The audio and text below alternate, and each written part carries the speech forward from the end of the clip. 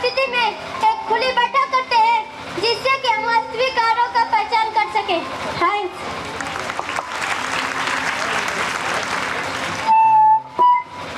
आइए खुशबू।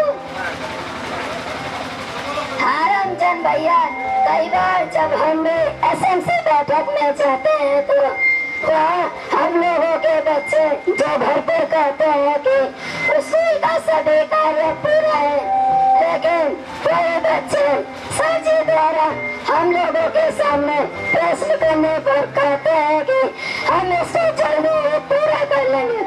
अध्यापक और अभिभावक के बीच के इस बैठक पर हमारा ध्यान भी नहीं जाता, लेकिन इस गंभीर विषय को लेकर CS मारगोज द्वारा छात्रों के सर्वांगीण विकास हेतु उनके हेल्पलाइन पर हमेशा उपलब्ध रहना, इसके साथ ही इस दूरदर्शी कार्य योजना पर सहयोग के लिए ग्राम सभा के प्रतिष्ठित लोगों एवं अभिभावकों को उक्त कैंप को लेकर अध्यापकों द्वारा बार बार हम सभी का आह्वान करना हमें गांव के चौपाल पर शीघ्र ही बैठक के लिए प्रेरित करता है। थैंक्स।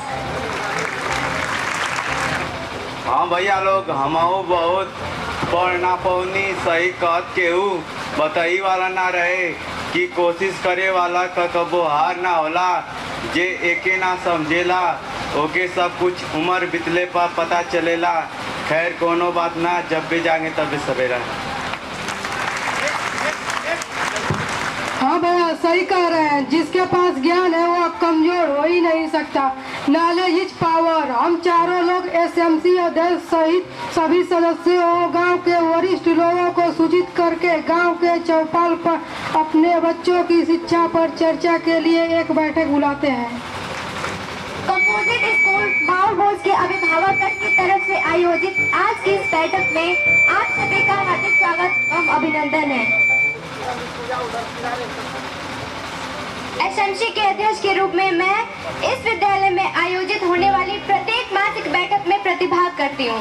बैठकों में बार बार यह बात निकल कर आती है कि अध्यापक और अभिभावक एक छात्र के रूप में पक्षी के उन दोनों पंखों की तरह है जिसे वह अपने जीवन की ऊंचाइयों को प्राप्त करने के लिए एक संतुलित अभ्यास द्वारा भी तय करता है।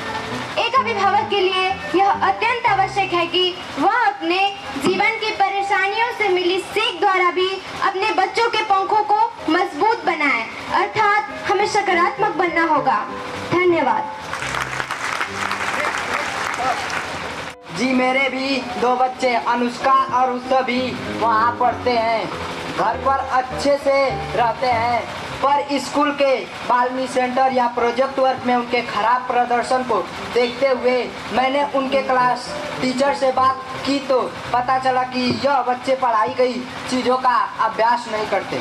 मैंने भी उन्हें खूब समझाया कि देखो बेटा, खेत में केवल बीज बो देने से नहीं बल्कि उसे समय से निराई गुड़ाई सिंचाई और देखभाल के बाद ही अच्छी फसल का लाभ मिलता है। मुझे पता है कि आप अपने पापा मम्मी के लिए ढेरों उपहार और खुशियाँ लाना चाहते हो।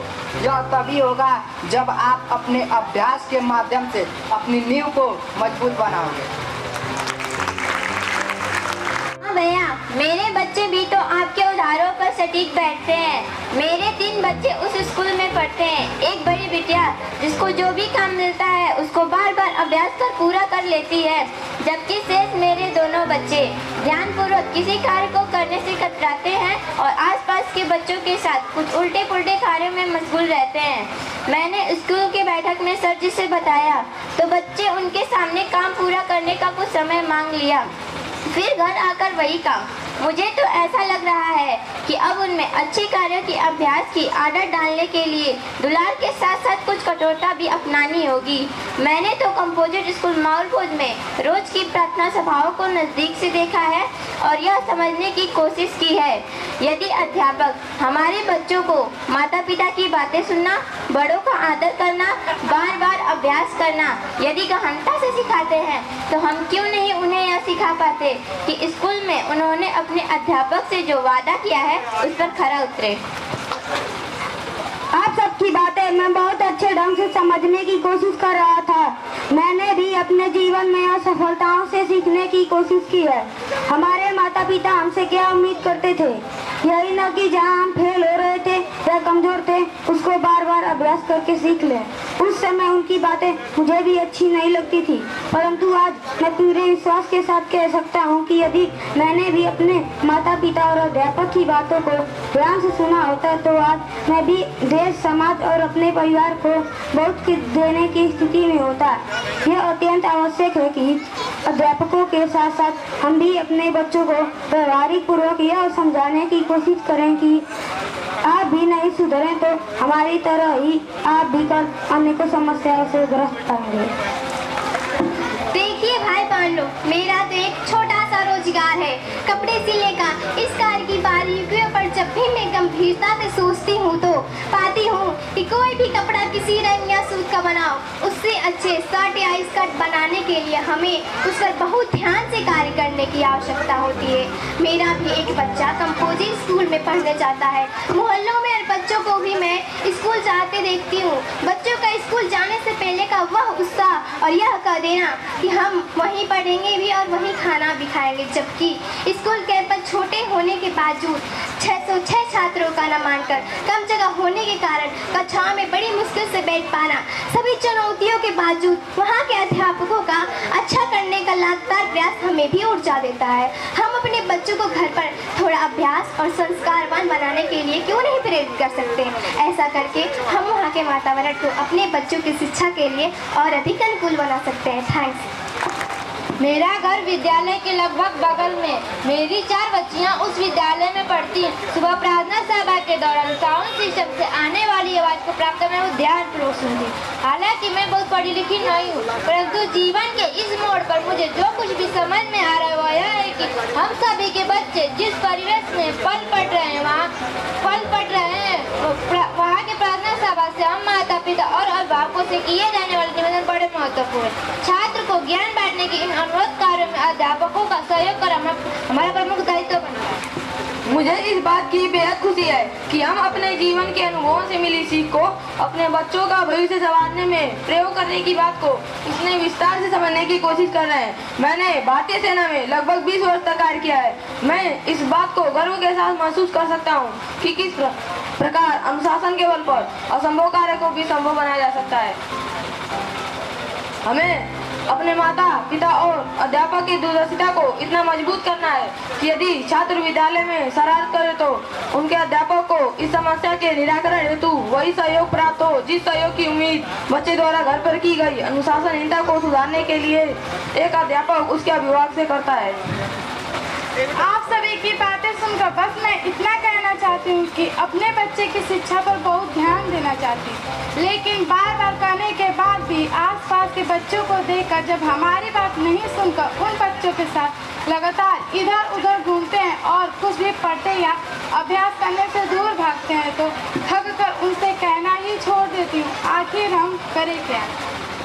दीदी, आप भी कैसी बातें कर रही हैं? मैं भी आप ही की दशा सोचती थी, लेकिन जिस दिन स्कूल में मैंने बच्चे को एक अध्यापक द्वारा सिखाने के तरीकों को देखा तब मैं आश्चर्य में पड़ गई। मेरा बच्चा बार बार गलतियां कर रहा था और अध्यापक शालीनता के साथ उसे बार बार सिखाने की कोशिश कर रहे थे। तब मुझे यह बात पता चली, सीखने सिखाने की ऐसी कोशिश तो हमारे बच्चों के साथ आम है, पर हम कहाँ हैं? अपने बच्चों को सिखाने के कुछ कोशिशों के बाद हम अपना मुंह मोड़ लेते हैं। ये तो सरासर गलत है। हम वादा करते हैं कि हम भी अपने बच्चों को घर पर भी अच्छा व्यवहार करना, मेहनत से पढ़ाई करना, स्वच्छता और ईमानदारी जैसे गुणों को विकसित करने के लिए लगातार प्रयास करेंगे।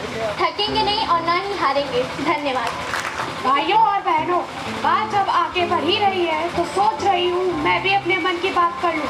हम अपने घर का वातावरण जैसा बनाएंगे, इसका सीधा प्रभाव हमारे बच्चों पर पड़ेगा ही। हमारे बच्चे उस विद्यालय कैंपस में लगे पेड़ पौधे, कमरों की स्वच्छता, पुस्तकालय, कार्यालय, खेल के सामान, किचन गार्डन आदि देखकर आते हैं तो अपने घर को भी सुंदर और हरा भरा रखने की कोशिश करते हैं। हाँ, पढ़ाई में मेरे बच्चों का ध्यान थोड़ा कम लगता है, लेकिन घर के वातावरण में बच्चों को भी बताया कि विद्यालय में द विद्यालय में बताए गए कार्यों को दोहराने की आदत यदि हम अपने बच्चों में डाल सकें तो निश्चय ही हम अपने उद्देश्य को प्राप्त कर सकते हैं। हमारे बच्चों का सकारात्मक कार्यों के प्रति झुकाव धीरे धीरे बढ़ता ही जाता है। प्रबुद्ध भाइयों एवं बहनों, मैं बहुत ध्यानपूर्वक आप सभी की बातों को सुनते हुए अपनी बारी का इंतजार कर रही थी। विद्यालय में आयोजित होने वाली एसएमसी की प्रत्येक मासिक बैठक में मैं हिस्सा लेती हूँ। आज सेवित गांव सभा की चौपाल पर आयोजित इस प्रेरणा बैठक में हम सभी सुधीजन अपने बच्चों के उज्जवल भविष्य के निर्माण में संबंध हेतु यहाँ उपस्थित हुए हैं। निष्कर्ष के रूप में मुझे इस बात को कहते हुए गर्व का अनुभव हो रहा है कि हमारे बच्चों के भविष्य को उज्जवल बनाने के संबंध में यदि अध्यापक अपना सर्वश्रेष्ठ देने में प्रयासरत है तो हम माता पिता और अभिभावक को भी अपने उत्तरदायित्व और व्यवहार से इसका सहयोग करना होगा। दूसरे शब्दों में कहे तो यदि माता पिता अभिभावक अपने बाल्य की दूरदर्शी सफलताओं का आकांक्षी है तो पेशे से भी समाज का एक मजबूत स्तंभ होने के नाते अध्यापक को अपना सर्वश्रेष्ठ देना उनका फर्ज है।